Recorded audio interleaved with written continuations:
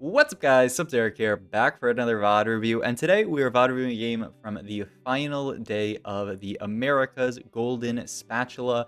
As you can see here, hopefully you don't care about being spoiled. Okay, no one's ever complained about that in my comments. Greya won the tournament overall, who is a player who Pakigam, who also is actually going to Worlds, spoke very highly of. So if you're an NA player and you care about that stuff, our Worlds reps are Greya, Sox, Pocky, Dish Soap, and Wajan Iverson. Really hype Worlds roster, but I'm actually not going to talk about any of them today, mostly because Greya and Sox didn't stream their games, so I mean, what is a man to do? So we're going to settle with third place, eusouolucas, the Brazilian player, 102 points across the 3 days, so a really solid 20 performance, almost as good as Greya, and yeah, really solid. I like to, VOD review some players from other regions from time to time, and I mean, honestly, there we get an Exalted check already. Honestly, Brazil did fantastically at this tournament and has done quite well at tourneys this entire set so far. So I think it makes a lot of sense to watch some BR TFT. Exalted here. Lux Teemo is a fantastic setup with this because you can just go Lux Teemo like Morgana very easily, or like Galio perhaps.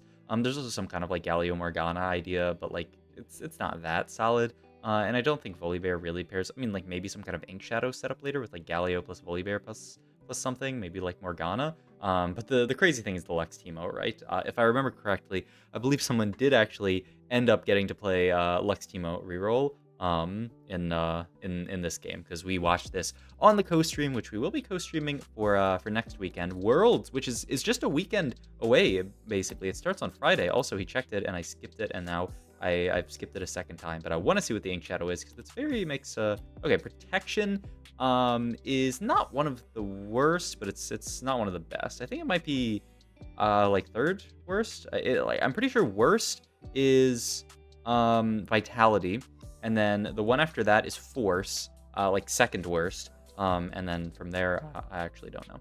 But we are going to hold on to this Caitlyn plus this Shen here plus this Rek'Sai pair here. I want to pause here because this is going to be a huge decision point. We can opt to make gold here.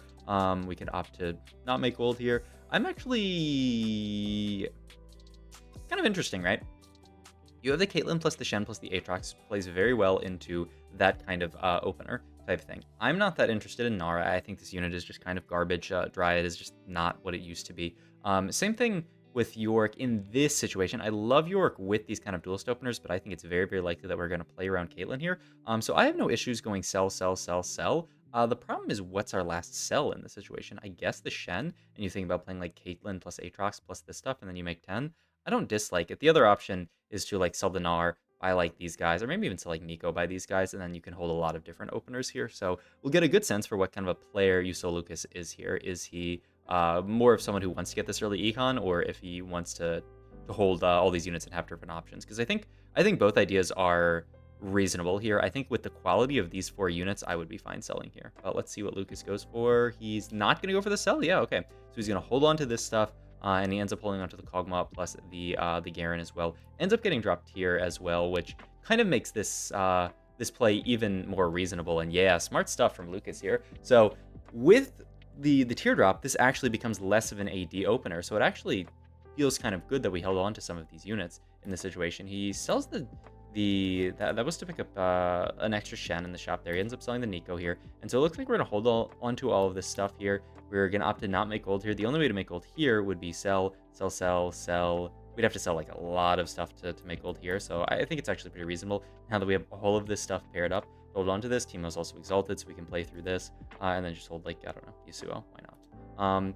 And it ends up working out quite well, right? Because we actually have a pretty good AP setup now. We have the Shojin. We get Silver Ticket, which is a fantastic augment now. It was so bad for so much of the set, but they buffed this augment really hard. And we can just play Ghostly Reroll from this spot. Either Zoe or Zyra. We have the Zyra already, so I would sort of like default to that Zyra. We're scouting around. We're seeing really good stuff. This guy got a Caretaker's Nico or Gnar. It's hard to... I mean, you can't tell which one it actually was. Another player had a Caretaker's Kiana here, so I think Silver Ticket, easy pickup here, and we can just play an easy... Oh my god, and a Shen too. We can play the easiest reroll game of our lives, and this is a comp that I want to talk about. Ooh, this is also smart stuff. He's gonna opt. He says Teemo's a stronger unit than Zyra here, and yeah, he's gonna play the Teemo here. The only thing I'm a little bit fearful of, maybe he's This is interesting because you can't make 10 gold now by playing the Teemo, right? Or can you? And I'm crazy. Didn't we need to sell that Teemo to make 10 here?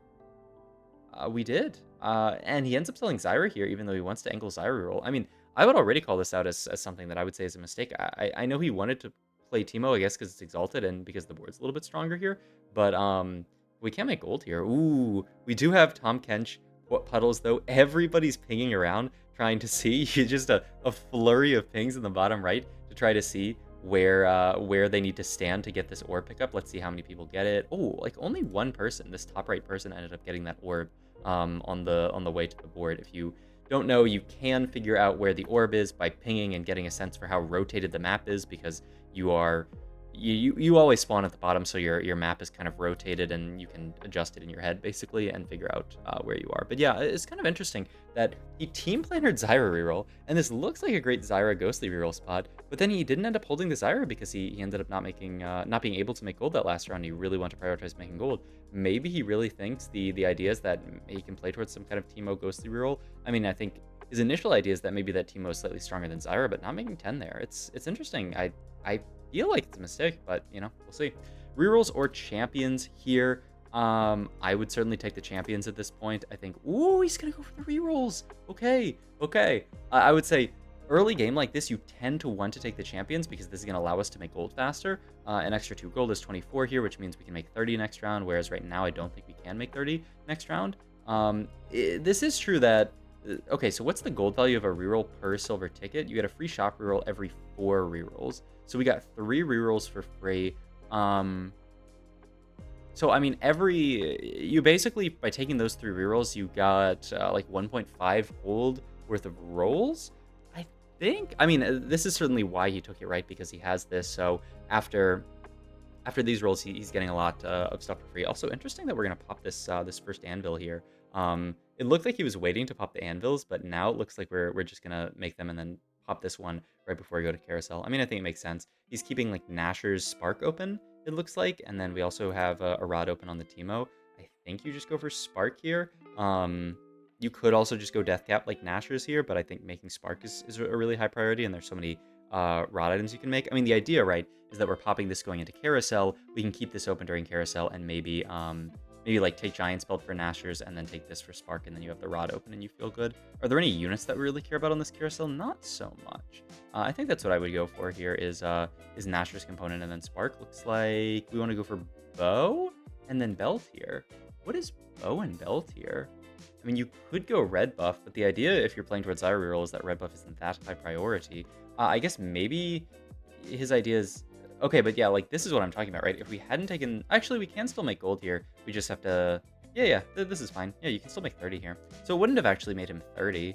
Okay, so, I mean, if you can greed these rerolls until 3-2, you get a lot of value out of it, right? So those 3 rerolls end up being worth 6 gold, you know, if you call them apples to apples. And if it doesn't make a difference in the econ that we make, then I could see it. I mean, maybe Lucas looked at his econ, realized that it wasn't going to make a difference in econ intervals here. It'll finally make a difference here, right? We're going to be 39 here. Yeah, and so this is the first round where, and I mean, even this round, yeah, we can still make 40 gold here by selling the Thresh. So yeah, as long as we do this. Oh, I thought, okay, he's actually going to hold on to more of the Ghostly units and just do this. I thought the idea was just keep the Teemo on the board and you sell the Caitlyn, but I mean, this works too. And it's interesting what we're holding on to here. We're just holding on to all of these components, waiting for minions. This person here, Michael, is the person who got Teemo. He got Teemo out of this Caretaker, so he's just playing the big Mo this game, which is so nice for him. But yeah, this has been an interesting early game. I've seen more and more people take the rerolls. I know, I remember early on in set, somebody, like a very, very high elo player that I respect a lot, was like, you always take the gold there. But so frequently, we watched Dish Soap do something similar where he took the rerolls, and it makes sense, especially in a meta like this, where we're gonna have a lot of gold to work, or we're gonna want to roll a lot at 3-2, so it makes sense to just greed it up. It didn't actually make any difference in our econ intervals, I believe, and we're getting 3 rerolls out of it. This should always be Ionic Spark, I believe. And then you just go like Deathcap Nashers, I would think. The only problem is... Oh, he's going to go Deathcap Red Buff. Okay. I mean, these are good items as well. I was going to say, if you build Nashers, then you have Bow open, which is kind of awkward. Whereas Belt being open is a lot better. The question is just, what are we playing from this spot? I'm going to guess the idea is more like Zoe reroll type stuff. This is like quite close to BIS Zoe, and you just don't care about the heal cut from the Zyra. Zyra reroll is like you care less about the heal cut, I would say, just because you're getting your Zyra casting more. But if you put these out of some Zoe, then less the case. Shock treatment, don't really need it. I wonder what you take here actually, because big grab bag. I'm afraid of this rolling into just bad items. It could very easily get us into like a 3-item Shen, and then we can use the excess items to itemize Zyra. So I would actually lean towards this, though it looks like he's hovering this. But I don't think it's ever shock treatment. And then balanced budget is maybe an idea. Like the gold will scale with the rerolls. Like more gold converts into more rerolls, which converts into more rerolls. It's just a little bit scary going double econ augment, but they do multiply with each other. So interested to see. Yeah, that first roll is crazy to me. And ooh, he looked really, really hard at the balanced budget, almost took it, but then ends up taking uplink here, which is an augment that, I mean, by and large, man, I'm loving this game because I keep being surprised by his play, because by and large, I don't think uplink, the stats are that amazing. 4.62 overall this patch, and maybe if you go to higher elo, it really doesn't get much better. Something like balanced budget is not that good either, right? The stats are pretty bad on this, which is why I was looking at something like big grab bag, I believe. For the stats on this, 4.38. Yeah, just statistically, the stats are better on this, but I think he wanted... I mean, he wanted the combat strength of cybernetic uplink here, and initially he wanted the gold from big grab bag. Interesting choice. We're in a level here. Ooh, that is double Zoes, which is really big. If we can find a Zoe 2 on this roll down, we will feel amazing. That is still a lot of stuff. That's a Zyra 2, and boom, there's the Zoe 2, so we could probably stop right now, right, to get the 4 Ghostly onto our board. We are actually, certainly we should be playing Alawi over this, right? But hitting the Morgana is actually quite nice. Yeah, just Alawian over Caitlyn. I think we missed it just because we were trying to pivot our board. The Ornn positioned right next to the Shen is really, really smart. Guarantee that we're farming an item for Shen here. There's the Steadfast Heart.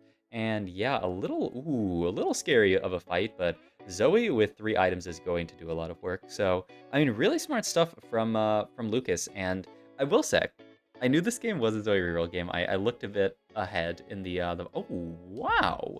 I'm shocked by such a deep roll down here, actually. He went really, really far for that stuff. Because I would assume that this word already is quite strong. With Riven pair here, he opts to continue rolling. Wow. And ends up hitting Riven too, and now he can get the Riven plus the Zyra in. I think he's also kind of, in this situation, he feels bad that he's not playing Zyra on this board, so he wants kind of an excuse to get the Zyra on the board, and this Riven is exactly that excuse. Now he can just play this board, wait around to level for the Alawi eventually. Sage is, I guess, better than Arcanist. It's a comparable amount of AP on the backline, and it gives Omnivamp to the front line, which will be, actually, I wonder if Arcanist is actually better here, because the AP onto something like Shen, I think, is going to end up being better than the Omnivamp, right? And it's a little bit more AP. It's 20 versus 15, unless they changed it. But, like, you know, Shen is only doing 200 damage here, so I kind of actually think you could make the argument that Morgana's a better unit, for sure. But yeah, I mean, this has been a really fun game so far. We have belts open here. Your favorite item would be Redemption here, I must imagine. Great item onto Shen. It does everything that he wants to do, right? He wants to sit in the middle and shield up, or, you know, like put the zone around his allies, and Redemption wants you to put him in the middle. So perfect. And yeah, I mean, at this point, we are just going to look to push level 7. I have to imagine. I mean, I guess it's actually a question if you want to roll more on 6 versus go 7. You certainly want to go 7 for Zoe's, though if you do go 7, it's going to be harder for you to hit Shen 3 for sure. So I guess we'll see how Lucas wants to manage his econ, because we're pretty low, right? 56 HP. We took a lot of damage early this game because we ended up, you know, not being able to play the Zyra in the early game. We had to play around the Teemo, which, you know, was fine for us. Also, it is worth noting that we do have this double Lilia, right? This Lilia pair here. I believe this is a bait, just because Shojin on Lilia isn't the best. And we already have a Zoe too, right? Maybe if we had like Zoe 1, you could think about like pivoting into a Lilia comp, but with Zoe 2 already, I think you're very, very happy to just play Zoe Rear from the spot. We're doing a lot of scouting this game, by the way. Also interesting that we ended up going Red Kale. I could kind of see it, with the idea being that we have Shojin, and so, you know, extra attack speed is extra mana gen, and it's all good. Though, the counter argument would be that we have red buff. We have a lot of attack speed already, so I feel like the AP would be... I feel like intuitively the AP would be better, but hey, that's why I love VOD reviewing players like this, like being opened up to all these different ideas. You know, maybe Lucas's idea is that red Kale is just the preferable Kale in this. I mean, you also could make the argument that we have Death Cap already. Wow. That is a really lightning quick Shen 3, which means that, yeah, we can just push this level immediately. Itemization-wise, we're looking at maybe a GS here. Blah, don't love it, but I guess you have to live with it. Surprised that he's thinking of putting it on... Ooh. Oh, a little uplink the items. Okay, I could see it. I could see it. Yeah, you uplink the Morgana and you uplink the Riven here. These making something like a GS onto like Morgana is pretty low value. I was thinking of throwing it onto like Zyra, but once again, like Zyra, 1300 damage. GS on her really doesn't do that much. These units are not really doing that much. We have an excess of items, so we can just start uplinking. I could see it certainly. All right, know your enemy Ascension and Dynamic Duo. Know your enemy, I think, will hit a decent amount of people. We don't have Warden in, which is one that I think would help us a lot. But Arcanist, a lot of boards are playing. Story Weaver as well, some kind of like AD boards, like Kaisa boards are playing. A lot of boards are playing Sage. I think Know Your Enemy has a lot of value. The only downside is that it is percent damage increase, and we already get percent damage increase from Ghostly, so perhaps our board doesn't need it. I don't think it's ever as Ascension.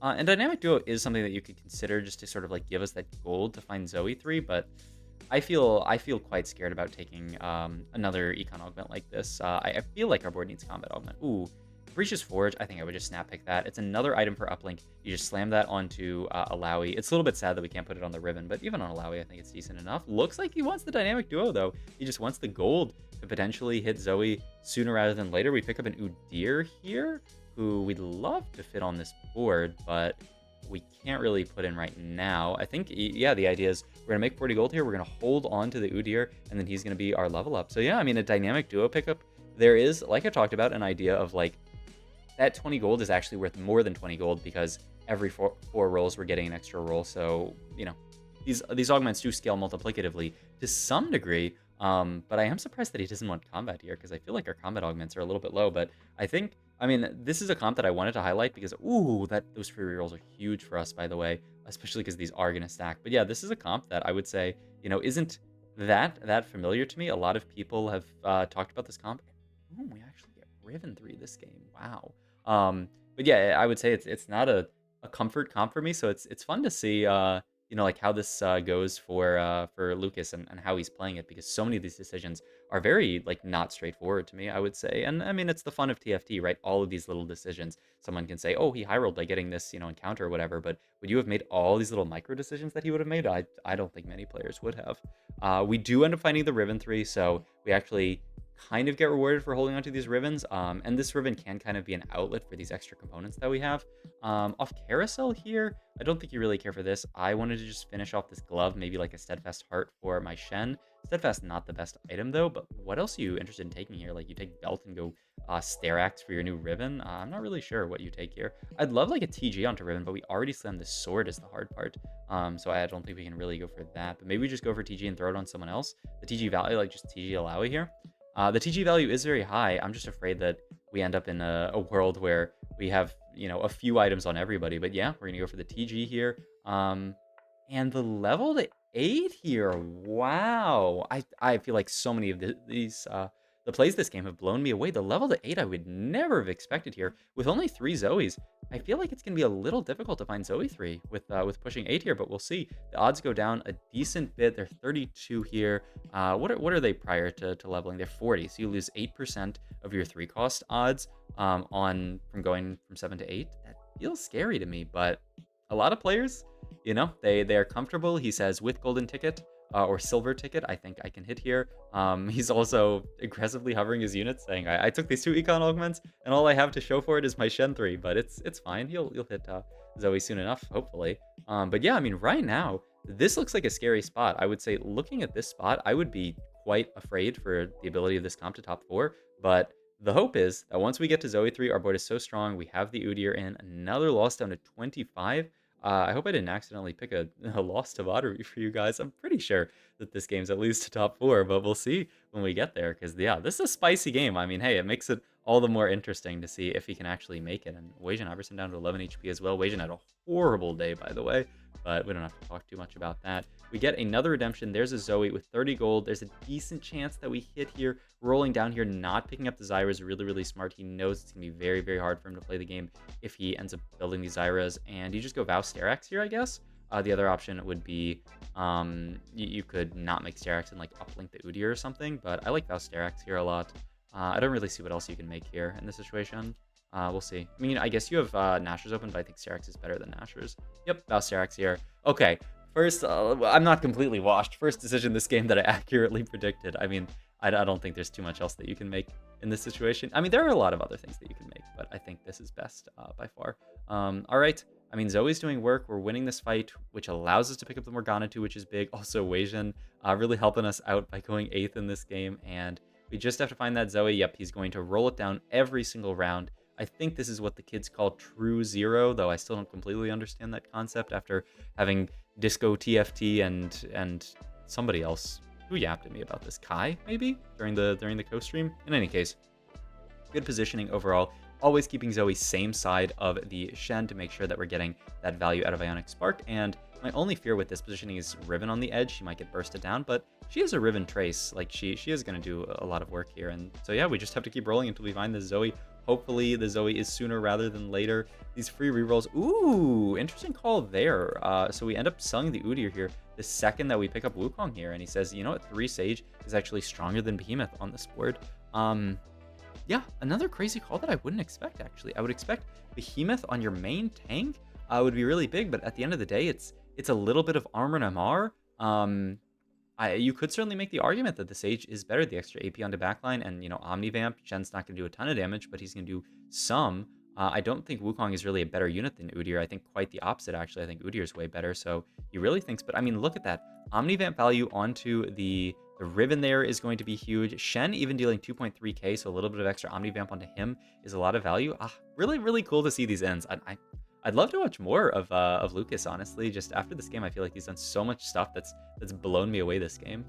BT or blue buff are the two options here. I guess another Sterak's is possible. I guess you just go blue buff for your Riven here. She's a pretty low mana. Oh, there is BT still available. Yeah, so we just pick up BT. For some reason, I thought someone yoinked it. But yeah, okay. BT looks good for our Riven here. Really, really nice stuff to pick up this Riven 3, actually. I think waiting for that Riven helped us so much because now we have somewhere to spend all these items. And ooh, look at this. I love this. Sells the Wukong here so that we can actually get the Zoe thrown to our board. Knows that he does not have time on his side. He needs to have Zoe thrown on his board. It's a huge spike. Losing a little bit of Sage is not that big of a deal. And hey, a random Lux on our board, maybe she can stun a backliner like that. That would be certainly worth it. We also have all these Morganas in shop. He tried to see if he could fit Exalted. I don't know if it necessarily fits on this board because you need to fit another unit, and we do end up losing to Dish Soap's really, really strong Ash board. So at this point, we're just looking for something to get in. Ultrist looks pretty good. We do have Sage in here if we want to get it in over Altruist, but I don't know. I would actually think Sage is a little bit stronger than Ultras. It's not like I mean, actually, our Riven's doing decent damage, so we're actually getting a decent amount of value from the healing portion of Ultrist, and like the Arm and MR is quite nice, especially with the extra HP of just having 3-star units, so I could see it. This fight is really, really scary, but oh my god, the Zoe pops off at the last second and kills so many units. That was huge for us. And we're holding this Lee Sin. Not sure what that's for. Maybe he's denying it from someone? I don't imagine that. Okay, he just held it for fun, it looks like. But yeah, all good. We got Pot of Gold coming, by the way. So we are going to team builder for our capped board. Really, really nice from Lucas to remember that we're in Pot of Gold, because I think so many people, you know, myself included, very, very often forget that we're in POG, Pot of Gold. Second Sterak's here looks good. He actually like pre-levels some of the XP, and now he's going to roll down, try to pick up a good 5 cost to put on the board. Diana's like a decent alternative. And so, yeah, he ends up just having to play Diana. Actually, pretty low roll that doesn't hit either of the 5 costs that he wants, the Rakan or the Wukong here, both not achieved, which feels bad. Also, man, every single round he's positioning for this Lux board, just to make sure that his Zoe is not getting luxed, which, you know, just really, really smart stuff from Lucas, making sure that he doesn't drop his positioning. And hey, we win that fight. It's now a top 3. We can see, you know, how good of a game can we actually play for here. Sox and Pocky were 12 HP and Pocky's 40, so maybe we can't win out, but it depends. I mean, this is certainly a board that with Zoe 3 can win lobbies, and so we're finally going to swap Zoe into the corner now that that Lux player is dead. We do have a lot of 3-stars onto our board, but we are fighting a level 10 Sox board with this Kayn. We have to pop the Edge of Night and then kill him again, but we get there. We kill Sox, and it's a top 2. Us and Pocky here rolling now just to see if we can pick up, I guess, the Wukong here, who would go in over Rakan, I imagine, here, and you would just take you would take the Heavenly plus the Sage and just say that's better than getting a random Altruist in. I could see it.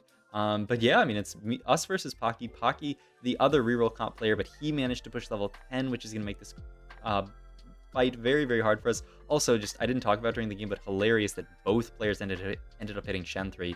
Very, very unlikely with the amount of Shens in the pool, but hey, we both get there, and we get to hold hands top two Ghostly Reroll players. So I wanted to VOD review this game to show you guys the power of Zoe Reroll. I think this is a comp that's sort of flying under the radar a bit. Not everyone is playing it, and it's quite strong. So hope you guys enjoyed this video. If you did, please like, comment, and subscribe. Check out my Twitch and all my other links down below. Thanks for watching.